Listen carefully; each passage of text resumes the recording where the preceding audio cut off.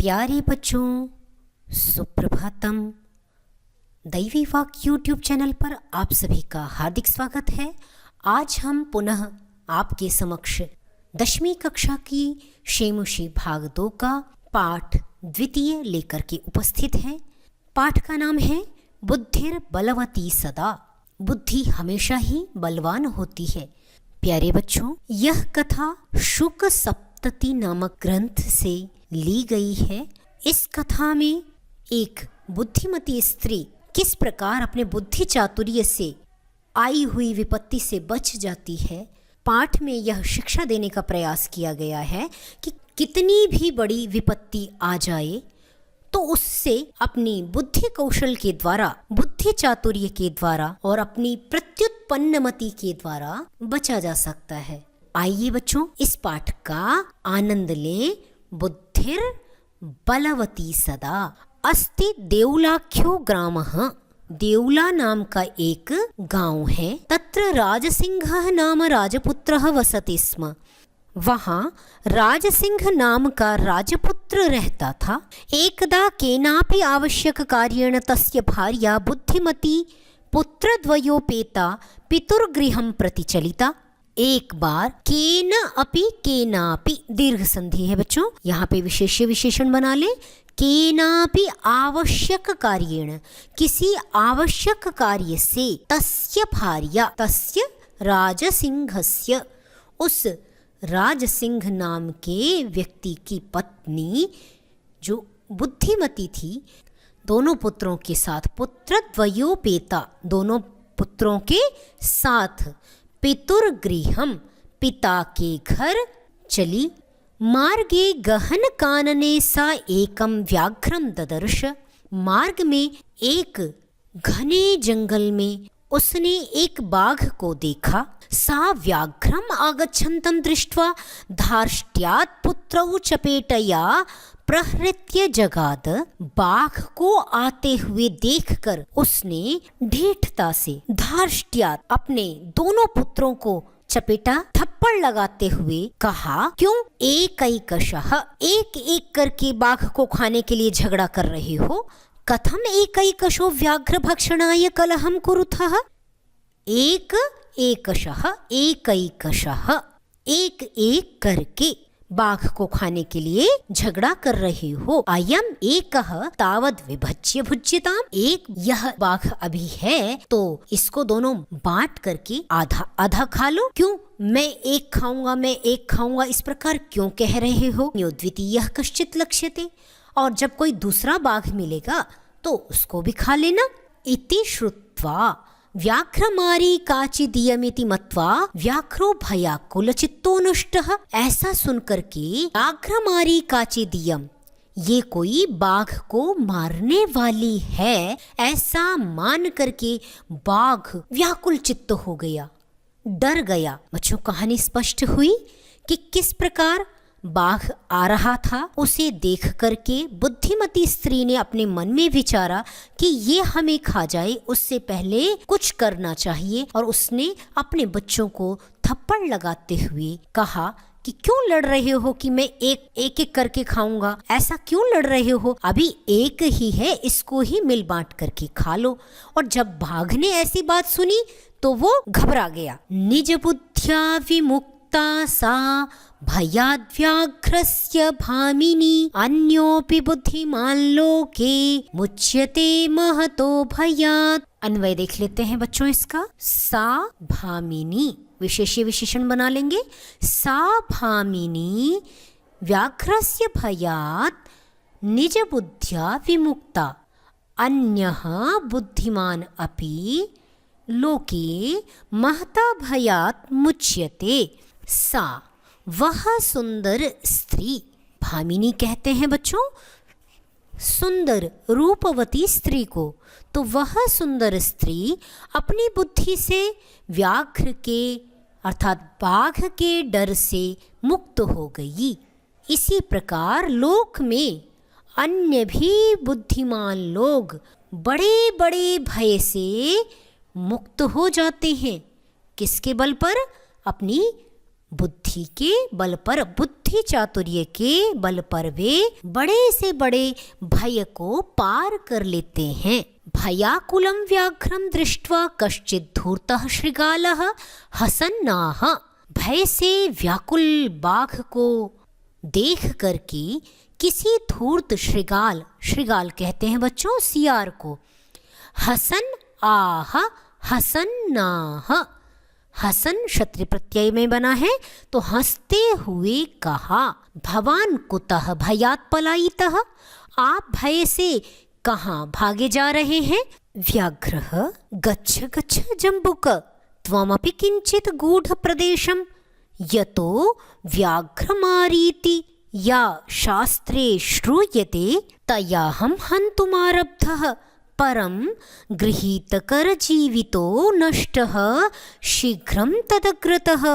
बाघ ने कहा, भागो भागो जम्बुक, जाओ यहाँ से, तुम भी किसी गूढ़ प्रदेश में जाकर के, किसी गुप्त स्थान में जाकर के छिप जाओ। क्यों? क्योंकि जिस या शास्त्रे व्याघ्रमारीति श्रूयते, शास्त्रों में जिस व्याघ्रमारी की बात सुनी जाती है उसके द्वारा मैं बिल्कुल मारा जाने वाला था। उसने मुझे मारना शुरू ही किया था, किंतु गृहीत कर जीवितो नष्टः शीघ्रं तदग्रतः। करस्थं जीवितम इति कर जीवितम और गृहीतम कर जीवितम येन स गृहीत कर जीवितः।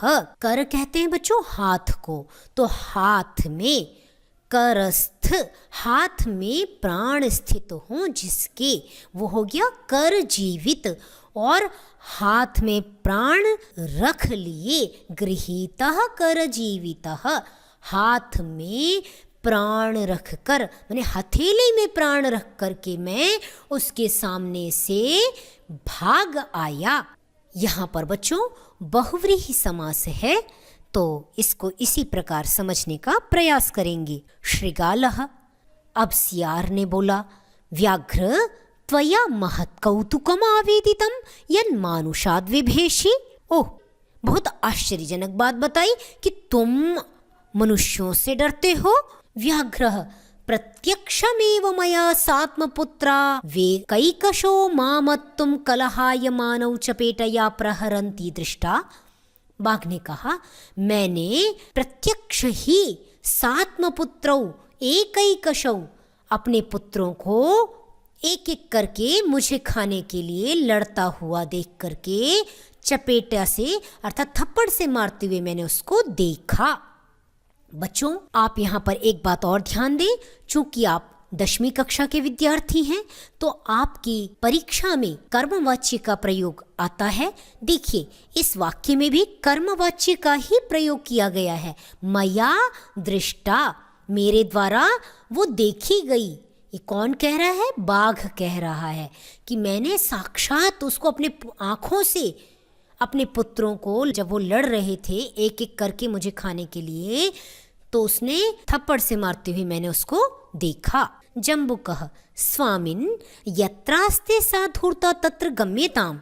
स्वामी, जहाँ पर वह धूर्ता है वहाँ पर चलिए। व्याघ्र तव पुनः तत्र गतस्य सा सम्मुखम अपेक्षते यदि तर्हि त्वया अहम हन्तव्यः इति।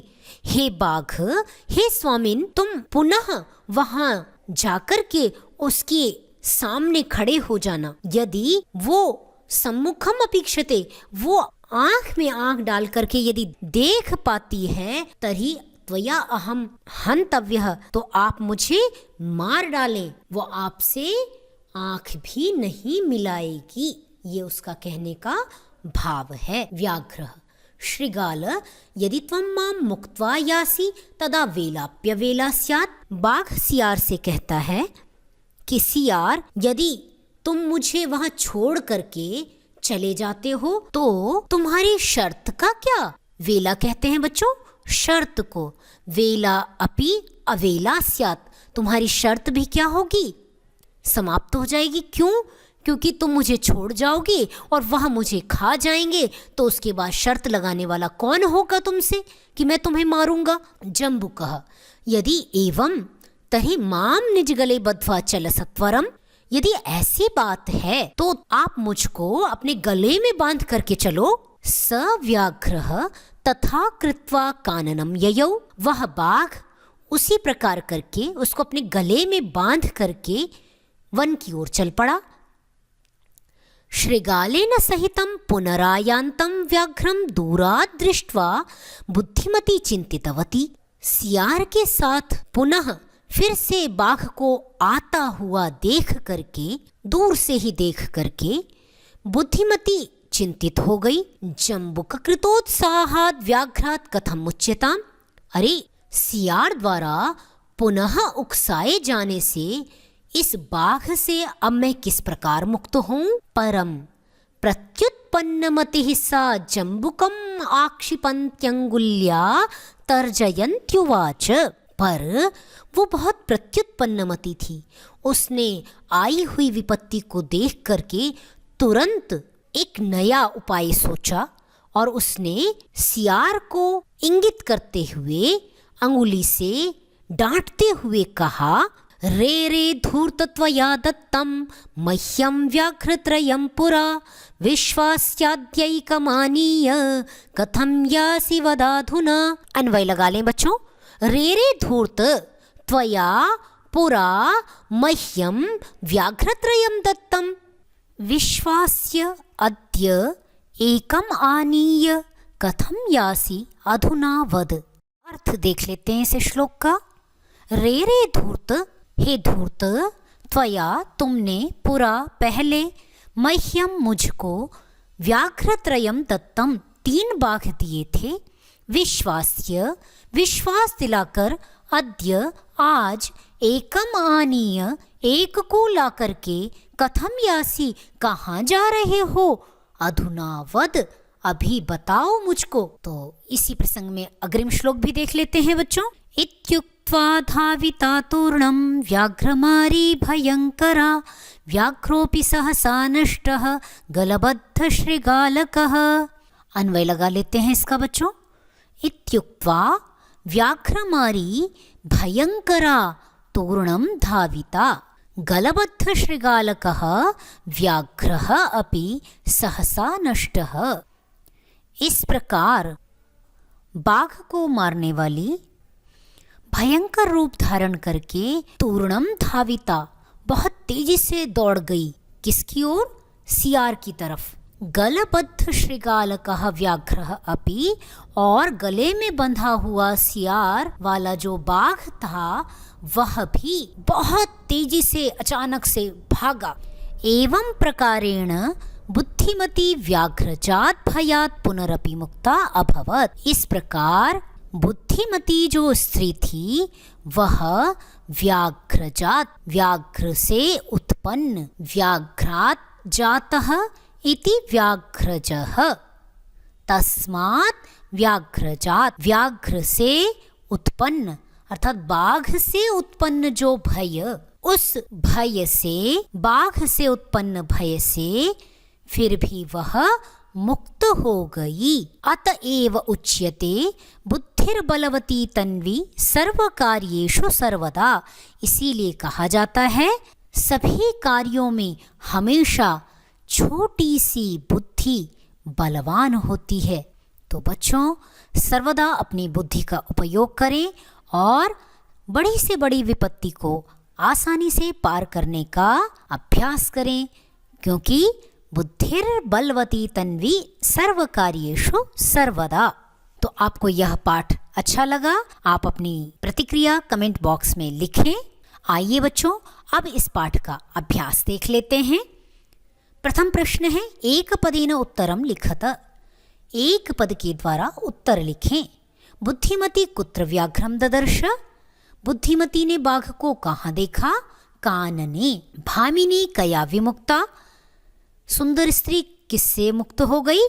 निज बुद्धिया, अपनी बुद्धि के माध्यम से वह मुक्त हो गई।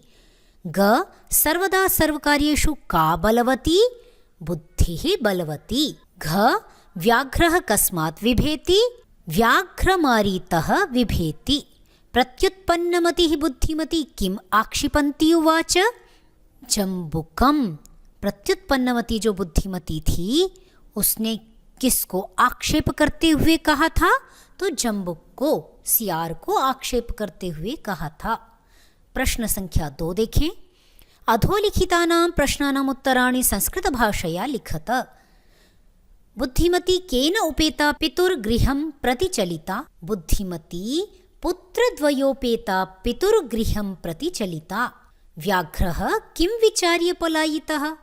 व्याघ्रः व्याघ्रमारीति काचिदियमिति विचार्य पलायितः।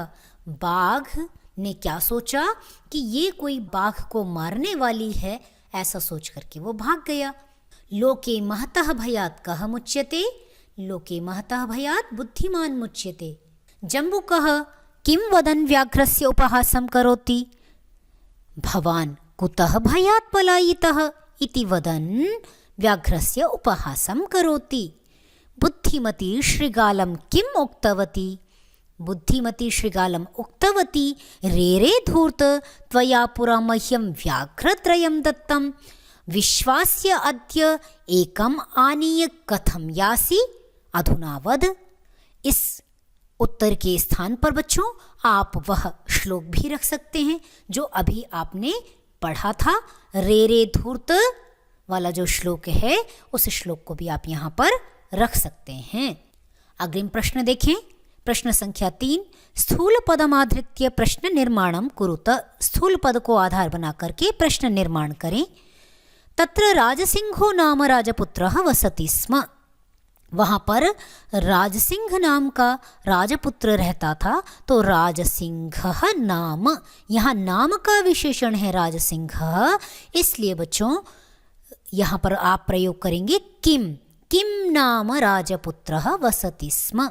एक बात और ध्यान रखेंगे बच्चों, परीक्षा में आपको प्रश्न निर्माण वाले जो प्रश्न हैं उनको पूरे पंक्ति में उत्तर देना है, एक शब्द में, एक पद में उत्तर नहीं देना है। तो आप इसे पूरे वाक्य में लिखेंगे।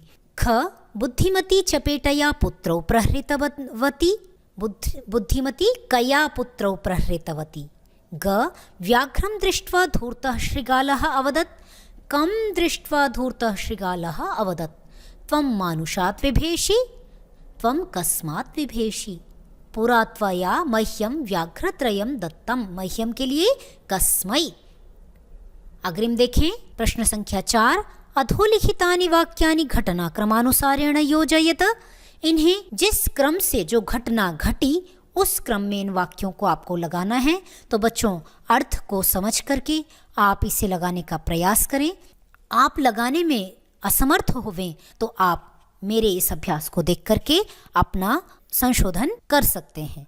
तो देखें, पहला वाक्य आएगा बुद्धिमती पुत्रद्वयोपेता पितुर्गृहं प्रति चलिता। अग्रिम ख मार्गे सा एकं व्याघ्रम अपश्यत्। अग्रिम देखें, व्याघ्रं दृष्ट्वा सा पुत्रौ ताडयन्ती उवाच अधुना एकमेव व्याघ्रं विभज्य भुज्यताम्। घ व्याघ्रः व्याघ्रमारी इयमिति मत्वा पलायितः। अग्रिम जम्बुककृतोत्साहः व्याघ्रः पुनः काननम् आगच्छत्। छ प्रत्युत्पन्नमतिः सा शृगालम् आक्षिपन्ती उवाच। छ त्वं व्याघ्रत्रयम् आनेतुं प्रतिज्ञाय एकमेव आनीतवान्। ज गलबद्धशृगालकः व्याघ्रः पुनः पलायितः। इस प्रकार ये घटना घटी और उस सीक्वेंस में हमने इसे लगा लिया। इसी प्रकार आप भी प्रयास करेंगे इसे यथाक्रम से व्यवस्थित करने का। अग्रिम प्रश्न देखें बच्चों। प्रश्न संख्या 5। संधिम संधि विच्छेदम वा कुरुत। संधि अथवा संधि विच्छेद करें। क पितुर्गृहम। तो उत्तर हुआ पितुः गृहम। अलग अलग कर लिया। एकैकः एकः एकः एकैकः वृद्धि संधि हो गई। आगे देखें। अन्यः अपि। एक साथ करना है, समस्त करना है तो अन्योपि। इति उक्त्वा इत्युक्त्वा यण संधि है। यत्र आस्ते, यहाँ पर दीर्घ संधि कर लेंगे तो यत्रास्ते। अग्रिम प्रश्न है अधोलिखितानां पदानां अर्थः कोष्ठकात् चित्वा लिखत। अधोलिखित पदों का अर्थ कोष्ठक से चुन करके लिखें। क ददर्श, ददर्श पद किसके लिए प्रयोग हुआ है? तो देखें, दृष्टवान, देखा। अग्रिम जगाद, जगाद पद अकथयत के लिए प्रयोग हुआ। ययौ पद गतवान के लिए प्रयोग किया गया, चला गया। अतुम का क्या अर्थ होता है बच्चों? खाने के लिए, तो खादितुम। इसी प्रकार मुच्यते मुक्त होता है, तो मुक्तो भवति। ईक्षते अर्थात पश्यति, देखता है। अग्रिम प्रश्न देखें, पाठात् चित्वा पर्याय पदम लिखत। पाठ से चुन करके पर्याय पदों को लिखें।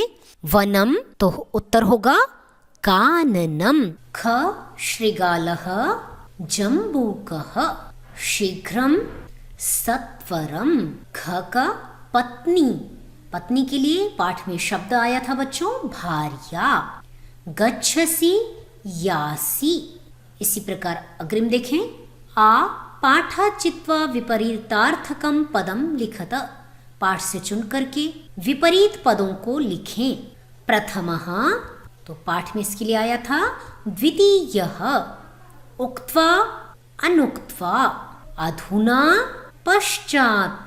अग्रिम देखेंगे, घ अवेला का हो जाएगा वेला, शर्त। ङ बुद्धिहीना, तो हो जाएगा बुद्धिमती। तो इस प्रकार यह अभ्यास आपका पूर्ण हुआ। सभी बच्चे अपनी नोटबुक में इस अभ्यास को कर लेंगे। कहीं पर संदेह हो तो आप कमेंट बॉक्स में लिखें, मैं आपके प्रश्नों का उत्तर अवश्य देने का प्रयास करूंगी। तो बच्चों, आपको ये वीडियो पसंद आया हो तो चैनल को लाइक और सब्सक्राइब करें। पुनः मिलेंगे। धन्यवाद। सेफ रहें, सुरक्षित रहें।